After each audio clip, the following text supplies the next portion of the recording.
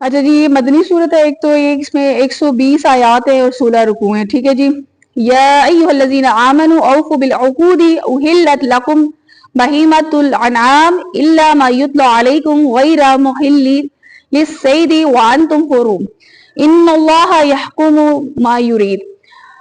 اے ایمان والو، اپنے اقرار کو پورا کرو. اب یہاں پر کس سے مخاطب ہے اللہ تعالیٰ؟ تمام مومنوں سے، ایمان والوں سے.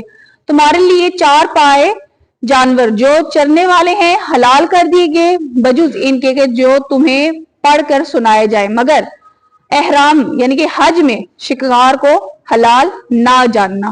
اللہ جیسا چاہتا ہے حکم دیتا ہے. اب یہاں پر تو ویسے اللہ تعالیٰ نے بھیڑ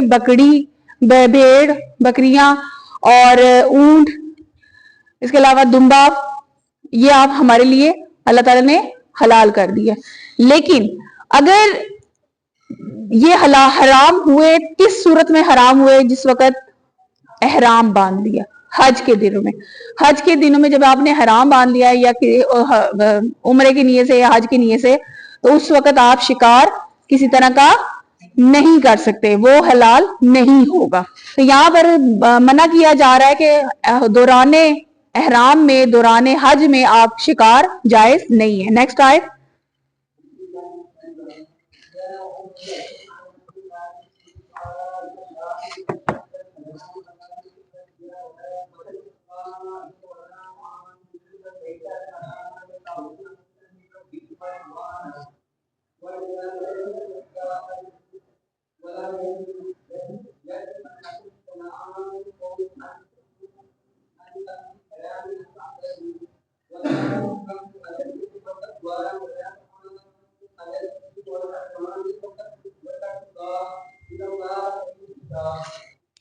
مومنو، اللہ کے نام کی چیز کی بے حرمتی نہ کرنا، اور نہ عدد کے مہینوں کی، اور نہ قربانی کے جانور کی، اور نہ ان جانوروں کی جو اللہ کے نذر کر دیے گئے ہوں اور جن کے گلوں میں پٹے باندھے ہوں، اور نہ ان لوگوں کی جو عزت کے گھر یعنی بیت اللہ کو جا رہے ہوں اور اپنے پروردگار کے فضل اور اس کی خوشنودی کے طلبگار رہو. اور جب احرام اتار دو تو پھر اختیار ہے کہ شکار کرو. اور لوگوں کو اس دشمنی کی وجہ سے انہوں نے کہ تم کو عزت والی مسجد سے روکا تھا، تمہیں اس بات پر آمادہ نہ کرے کہ تم ان پر زیادتی کرنے لگو. اور دیکھو، نیکی اور پرہیزگاری کے کام میں ایک دوسرے کی مدد کیا کرو.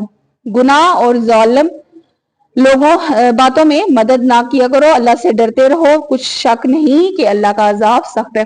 بہت کلیئر بتا دیا. ایمان والوں سے اللہ تعالیٰ مخاطب ہے کہ اللہ کے نام کی چیزوں کی بے حرمتی نہ کرنا. اور ادب کے مہینے کون سے حرمت والے مہینے ہیں؟ کو 4 مہینے ہیں نا جی محرم، رجب، ذی القعدہ اور ذی الحجہ. لے لیں جی. یہ 4 جو حرمت والے مہینے ہیں، اس میں لڑائی جھگڑے، فساد اور قتل و غارت، یہ چیزیں بالکل منع ہے. قتل و غارت تو دور کی بات، یعنی کہ آپ کسی کو ساتھ زبان درازی یا اس طرح کی کوئی غلط الفاظ بھی کہنا منع کیے گے، کیونکہ ان کی حرمت پامال ہو جاتی ہے. تو یہاں پر دیکھیں، بے حرمتی نہ کرنا اور عدم کے مہینوں میں، اور نہ قربانی کے جانوروں کو، اور نہ جو اللہ کے نظر کر دیے گئے ہوں، جن کے گلوں میں پٹے باندھے ہوں، اور نہ ان لوگوں کی جو عزت کے گھروں، یعنی کہ جو ایک یہ کہ جو اللہ کے نام کے جانور ہیں، ٹھیک ہے، ان کے بھی آپ کو یہاں پر دیا جا رہا ہے، درس دیا جا رہا ہے کہ اللہ تعالیٰ کے نام پر جو جانور ہو، اس کی آپ نے بے حرمتی نہیں کرنی ہے. دوسرا یہ کہ جو نظر یعنی کہ نظر مانی ہو، تو آپ اس کو آپ کسی آستانے میں جا کے کر دیں، ذبح کر دیں، تو وہ مطلب یہ بھی غلط ہے نا کہ اللہ کے نام لے کر آپ کسی آستانے پہ جا کے کر رہے ہیں، کسی دربار میں جا کے کر رہے ہیں، تو یہ بے حرمتی والی بات ہے.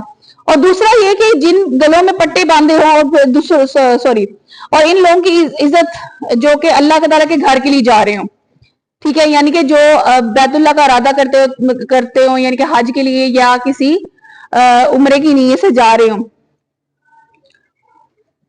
اور اپنے پروردگار کے فضل اور اس کی خوشنودی کے طالبگار رہو. جب احرام اتار دو تو پھر اختیار ہے کہ شکار کرو، یعنی کہ اس وقت اللہ تعالیٰ نے کہ دوران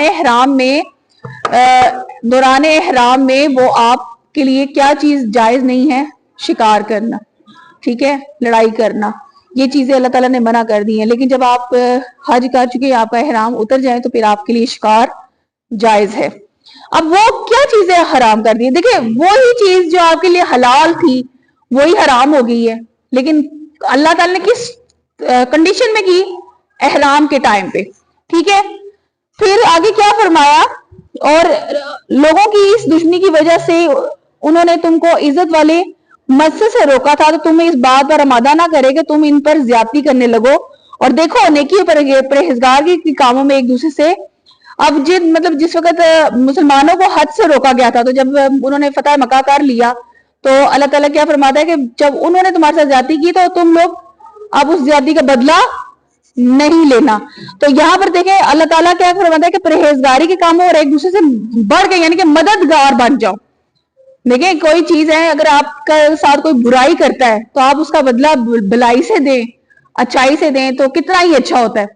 تو وہ اللہ تعالیٰ وہ کیا ہوتا ہے کہ اگلے کے دل کو بھی موم کر دیتی ہے اور اس کو شرمندگی علیحدہ ہوتی ہے. ایسا ہی ہے نا؟ تو اسی طرح جو آپ کے اچھے عمل ہیں وہ کسی کی برائی کو جو ہے وہ کیا کر دے گا؟ بلائی میں بدلنے کی طاقت رکھتا ہے، کیونکہ اچھائی میں طاقت زیادہ ہوتی ہے. ٹھیک ہے جی. اور گناہ اور ظالم کی باتوں میں مدد نہ کریں اور اللہ سے ڈرتے رہے، اور کچھ شک نہیں کہ اللہ کا عذاب سخت ہے. یعنی کہ کسی غلط بات، یعنی کہ میجورٹی غلط کی طرف ہے، اور ایک بندہ جو مظلوم ہے یا ایسا ہے کہ جس کے ساتھ کوئی مدد نہیں ہے. آج کل تو پیسوں کا دور ہے جی، جس کے پاس پیسہ ہے وہ اس کے ساتھ دنیا ہے، اس کے ساتھ سب کھڑے ہو جائیں گے، اور جس کے پاس پیسہ نہیں ہے اس کے ساتھ کوئی بھی کھڑا نہیں ہوگا. ایسا ہی ہے. تو آپ کا کیا کام ہے؟ اللہ تعالیٰ کیا فرماتا ہے کہ انصاف پسند ہونا چاہیے. اب یہ نہیں دیکھنا چاہیے کہ کس کے پاس پیسہ زیادہ ہے اور کس کے پاس پیسہ کم ہے. دیکھنا یہ چاہیے کہ آپ اللہ تعالیٰ کا حکم کیا ہے، اللہ تعالیٰ کس چیز کا ہمیں دیتا ہے، درس دیتا ہے، اللہ تعالیٰ ہمیں کیا تعلیم دے رہے تھے کہ یہاں پر کہ اس کے مددگار نا جو ظلم کر رہے ہیں اور میجورٹی اس کے ساتھ ہے اور تم لوگ بھی اس کے ساتھ نہیں. تم نے کیا کرنا ہے کہ تم نے مجھ سے ڈرتے ہوئے اس کا ساتھ دینا جو انصاف پر ہے، جو حق پر ہے. تو یہاں پر دیکھیں اللہ سے ڈرتے رہنا ہے، یعنی کہ جو اللہ سے ڈرے گا نا وہ کبھی بھی حق سچ کی راہ کے علاوہ نہیں چل سکے گا، وہ ہمیشہ حق کی راہ پر چلے گا. اگلی آیت